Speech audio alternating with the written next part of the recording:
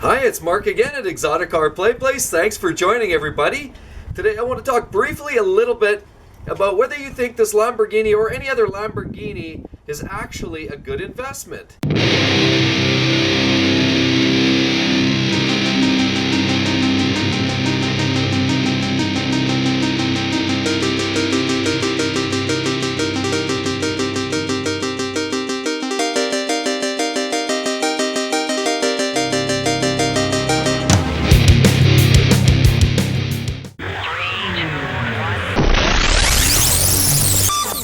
Do you buy a supercar for investment? Like my Lamborghini, for example. Do you think it's an investment buying a car like this? Well, can I summarize a little bit for you and say generally to buy a supercar is not a good investment. You buy these cars because you love driving them. You buy them because you like the way they look, the way they sound. You buy them for the passion that you have for the supercar or for the car in general. You don't buy them generally to make a lot of money. Now, that being said, there's a lot of lucrative businesses out there buying and selling, making a lot of money at it. But really, to understand how to make money as an investment, you really have to understand the market and what the market needs, what the market can bear, and what the market demands really are. And I'll give you an example. A Lamborghini Gallardo like this is an early 2000 model. Okay, this one is a 2005. What I've seen now in the last 2 years is I've seen it reappreciate. So where I saw it kind of hit rock bottom was probably about 2-3 years ago.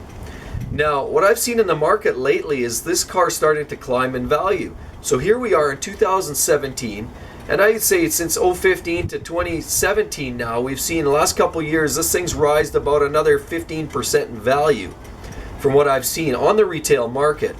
Now, you never really know what it's worth until you sell it and you've got money in your hand. But generally speaking, this car has gone up in value. You see it all over in the retail marketplace. On that note, you really need to understand the car and the market. And with this car here, again, if you think back 2015, when I estimate rock bottom, that puts this car at about 10 years of age. Now, at 10 years of age, this car really did hit the bottom. And I say that really primarily does impact all the cars. Any supercar in that 10 to 12 year frame, you look at the 360s back in in 2012, 2013, the early 2000 models hit rock bottom. Back when I was looking back, I would say around 2013-ish, I was looking at a 360. I actually found a very nice example with only 20,000 kilometers on it, and that guy simply wanted $42,000 at the time. Unbelievable. I should have picked it up. That was a steal of a deal. By today's standards, that same car is easily $80,000 to $90,000, Canadian dollars, of course. So, if you're trying to make money, you need to understand, buy low, sell high. Of course, that's common sense. So with these cars here, you find that sweet spot. 8, 10 years of age, maybe 12 years of age. That's where you buy them. Now, you can resell them a couple years later. If you can hold on to the car, drive it a little bit, have a little fun, sell the car 3, 4, 5 years later, and you can likely make some money because by that time you're likely seeing the reappreciation of that car.